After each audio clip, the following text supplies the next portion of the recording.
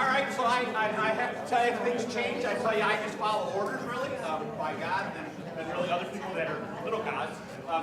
Hey, so let's say we're going to start. I'm going to give you a 5-minute warming. So if you need to get a drink, if you need to get a water, if you need to go to the restroom, they're out there. But in 5 minutes, we're going to start. 5 minutes. 5 minutes. I should spin in the light. Is that how I do it?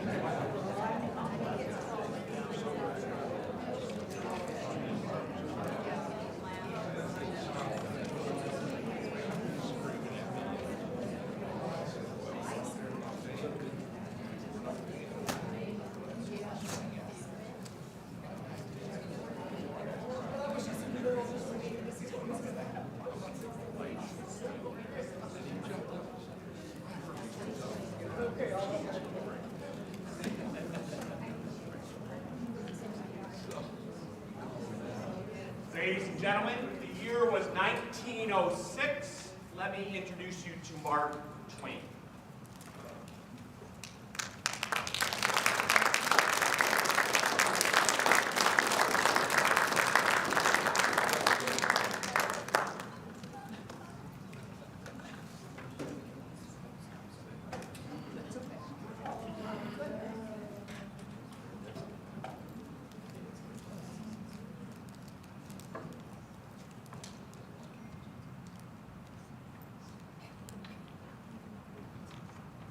Ladies and gentlemen, how solemn and beautiful is the thought that the earliest pioneer of civilization is never the railroad, never the newspaper, never the missionary, but whiskey.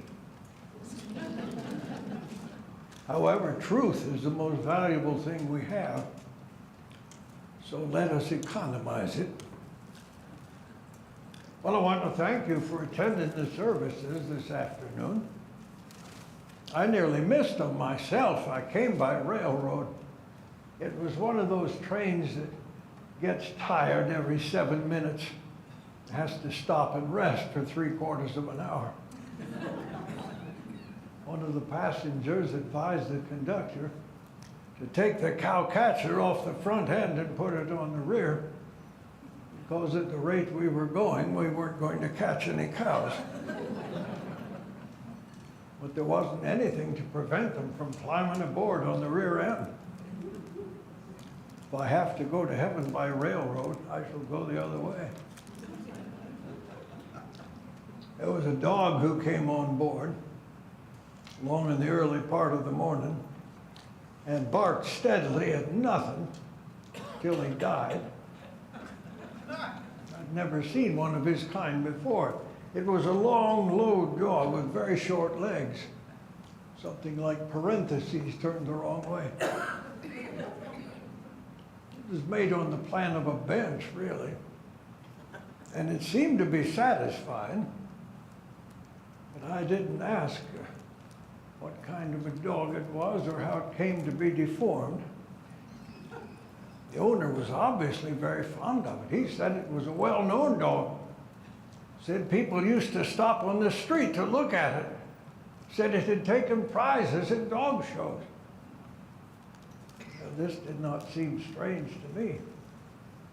I could have told him, if you take a great long, low dog like that and waddle him along the street anywhere in the world and not charge anything, people will stop and look at it. If I were built like that, I could take prizes myself.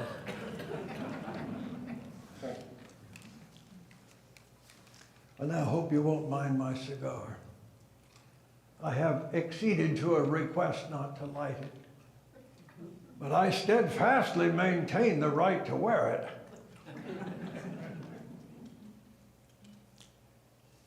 Mind you, I have nothing against abstinence, so long as it does not harm anybody. I practice it myself on occasion. I make it a rule never to smoke when asleep. Not that I care for moderation myself. I do it as an example to others, to prove that I'm not a slave to the habit. I can give it up whenever I want to. I've done it 1,000 times. First time when I gave it up, I was a boy, about 9 or 10 years old. They told me I would shorten my life 10 years by smoking. So I got scared and gave it up one day for 2 or 3 hours. And I finally decided the decade wouldn't be worth living without any smoke in it. So that was the end of that. Well, another time I gave it up on the advice of my doctor. I'd been confined to my bed for several days with a lumbago. He finally said to me, "Look here, we haven't got a chance. Consider what you fight against my medicines. You smoke extravagantly.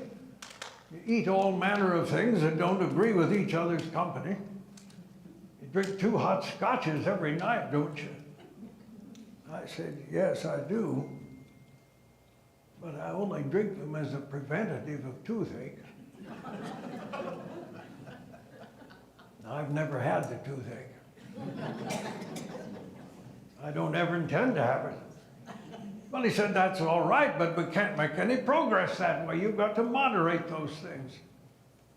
I said, I can't do it, doctor. He said, why can't you? Well, I said, because I lack the willpower. I could cut them off entirely, but I can't moderate them. Well, he said that would answer. So I gave up all those things for 2 days and 2 nights. At the end of that time, the lumbago was discouraged and left me. I was a well man again. So I gave thanks and took to these delicacies again. Well, then I had occasion to recommend this remedy to an elderly lady friend of mine. She'd been going down and down to the point where medicines no longer had any helpful effect on her. I told her I could cure her in a week. I said she must give up smoking and drinking and eating and swearing, and in a week's time she'd be back on her feet. Why, she said she couldn't give up smoking and drinking and swearing because she'd never done any of those things. So there it was. She'd neglected her habits. She was a sinking ship with no freight to throw overboard. Just 1 or 2 little bad habits would have saved her. She was just a moral pauper. Well, when I was a young man studying for the gallows, I went west on the overland stage to California. I arrived with a very bad cold. Lady at the hotel advised me to drink a quart of whiskey every 24 hours. And another friend recommended exactly the same thing. That made half a gallon. I'd been drunk before, but that was a masterpiece.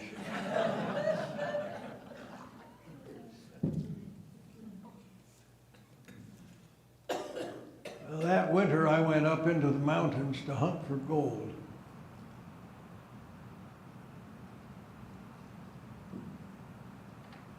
I didn't find any gold, but I did get to hear Jim Blaine tell the remarkable story of his grandfather's old ram. Jim Blaine had the kind of memory that was so good that whenever a name of a person or thing come along that had nothing to do with his tale, he would stop and tell all about it. And as he plodded along, he got further and further away from his grandfather's remarkable encounter with the ram. I found him sitting on an empty powder keg, smoking. My grandfather got that old ram from a feller up in Siskiyou County, and he fetched him home and turned him loose in the meadow. And the next morning, he went down to have a look at him, and was leaning over, fumbling in the grass to get a 10-cent piece that he had dropped. And the ram was up the slope, taking notice. But my grandfather wasn't taking notice, his back being to the ram, don't you see? And now Smith of Calaveras was standing there. Wait a minute now. No, it wasn't Smith of Calaveras. He was a Baptist. It was Smith of Tulare County. Of course it was. Remember it now, perfectly clear. Well, Smith of Tulare was standing there. Smith of Tulare was standing there. Smith of Tulare. Wait a minute now. Let me see. comes up the slope. Well, grandfather was right here, stooping in the grass, and when the old ram see him in that attitude, he took it for an invitation. And here he comes down the slope 30 miles an hour with his eye full of business. But my grandfather's back beat to him, don't you see what naturally?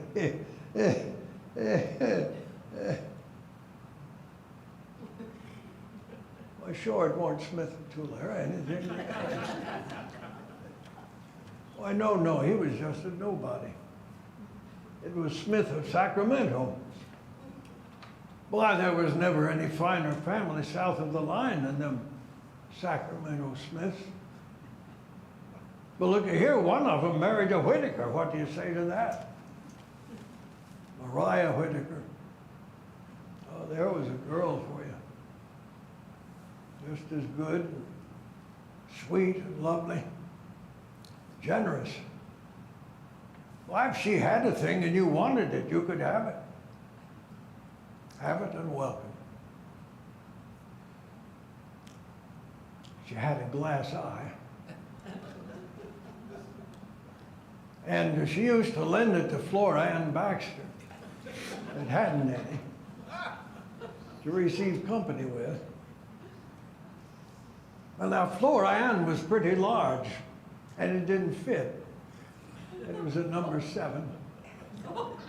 And she was excavated for a 14. Whenever she winked, that handmaid eye would roll over, don't you know? Oh, but it was a beautiful eye because it was painted lovely pale blue on the front side, gilded on the back side. Didn't match the other eye, which was one of them browny, yellowy kind of eyes, tranquil and quiet, you know, the way them kind of eyes are. But that didn't matter. They worked together all right and plenty picturesque. Well, whenever Flora Ann come to get excited, that handmaid eye would give a whirl and go on whirling, flashing, first blue and then yellow and blue. And the other one would stand still. Grown people didn't mind it, but most always made their children cry. Flora Ann Baxter. She married a Hagedorn, old Maryland, Eastern Shore blood. No finer family in the United States than them Hagedorns. Sally, a little Sally. Sally Hagedorn. She married a missionary. And they went off carrying the good news to the cannibals off around the world, one of the islands in the middle of the ocean somewhere. And they had her.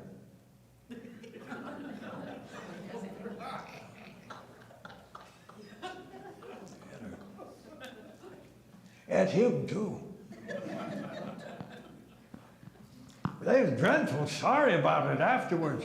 Well, they said so when the family went down there to fetch away the things. They said they were sorry and apologized. Said it shouldn't happen again. Said it was an accident. Accident. Well, that's foolishness for you. Why, there ain't no such thing in this world as an accident. There ain't nothing that happens but what it was ordered just so by higher and wiser power, and it's always for a good purpose. Now you take my Uncle Lem. What do you say to that? Well, you just look at my Uncle Lem and then talk to me about accidents. My Uncle Lem and his dog happened to be downtown one day, and he was leaning up against the scaffold, sick or drunk or something. And there was an Irishman with a hod of bricks up a ladder along about the 3rd story, and his foot slipped, and down he come, bricks and all, and hit a stranger fair and square and knocked the everlasting aspirations out of him. Now then, people said it was an accident. Why, there weren't no accident about it. It was a special providence. It had a mysterious and noble intention behind it. The idea was to save the Irishman. Why, if that stranger hadn't been there, the Irishman would have been killed. People said, special providence, Shaw. Why didn't the Irishman fall on the dog? Why weren't the dog appointed? Why, for a very good reason. The dog would have seen him a-coming. Well, you can't hit no dog with an Irishman. Well, look, you can't depend on no dog to carry out a special providence. Because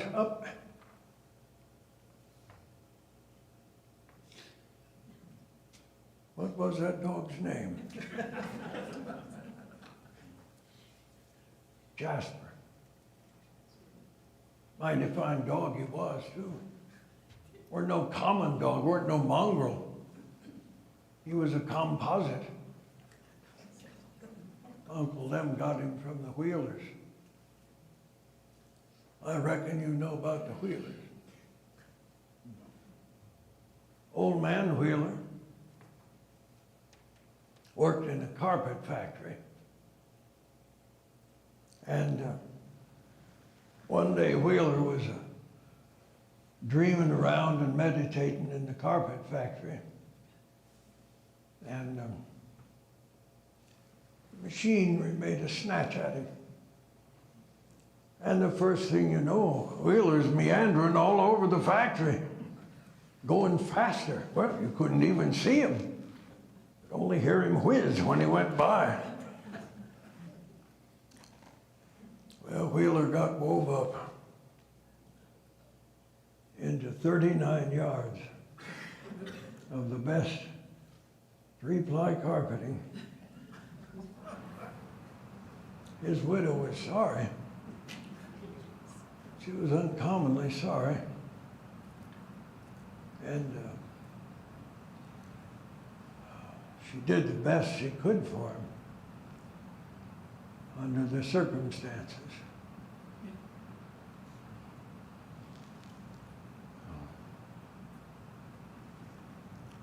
She took the whole piece. 39 yards.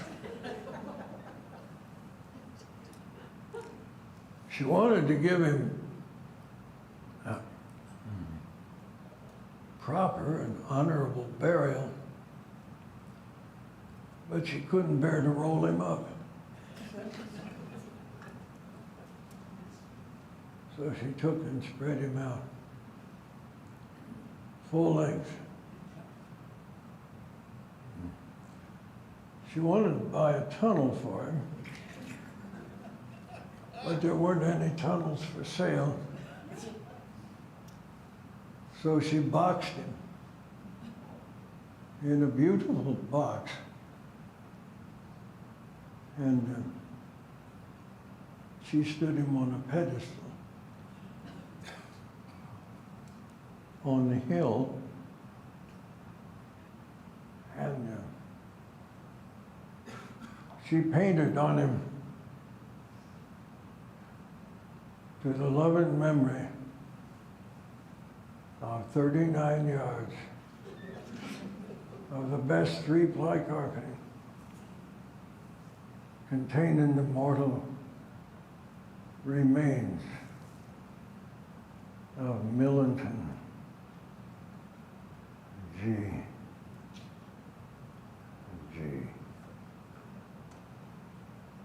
Wheeler.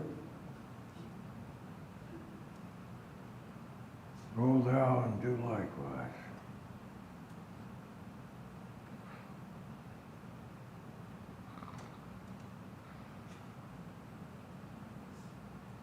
And at that point, Jim Blaine always went to sleep, so we never found out what happened to his grandfather's old ram.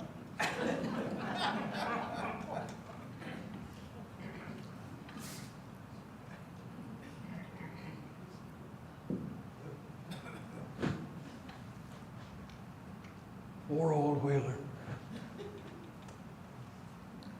matter of fact, I had an uncle that got himself killed somewhat the same way once, and it was just awful. Poor man never had any insurance. He was always sorry about it afterward. But it was the 4th of July, and this uncle of mine, full of patriotism, opened his mouth to hurrah, and a rocket went right down his throat. Blew him up and scattered him all over. Well, you know, man can't have an experience like that and be entirely cheerful the rest of his life. Had another uncle. He was a spare uncle. Went to the dentist, a certain Dr. Tushmaker, to have his tooth out. Well, the dentist pulled and the tooth wouldn't come, but my uncle's right leg came up. The dentist said, "What are you doing that for?" He said, "Because I can't help it."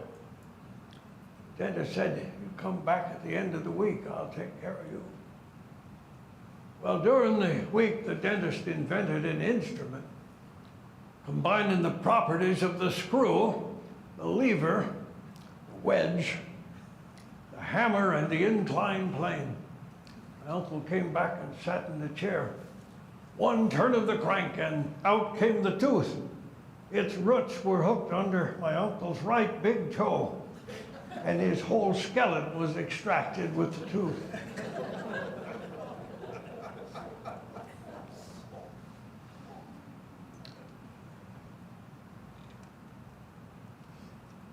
Had to send him home in a pillowcase.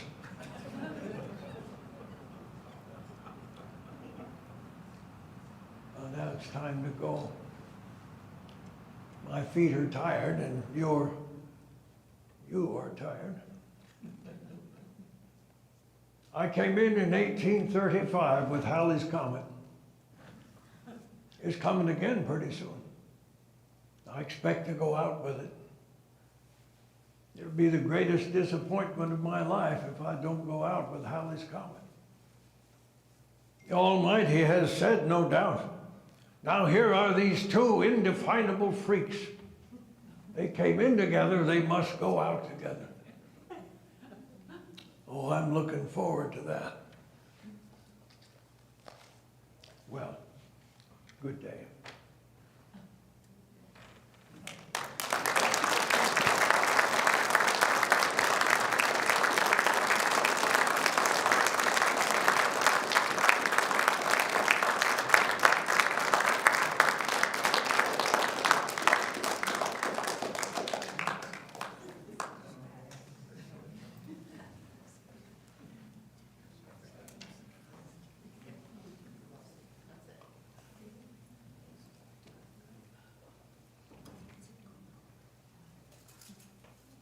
Thank you. Thank you for being here this afternoon with us. Thank you for coming and listening, and hopefully you were entertained a little bit. You were able to have some fellowship. So once again, thank you so much for being here. And this now ends it, and you can go on your way. Carol, anything else? That's it. So thank you so much. Take some more cookies if you want. I'll turn up the lights. And so I don't know if he comes out or not, or nope, he doesn't. He's done. So you may see him later on. Find him. I heard that he might hang out at Starbucks, but maybe not. So, it's grateful, grateful, grateful. Thank you so much. Take care.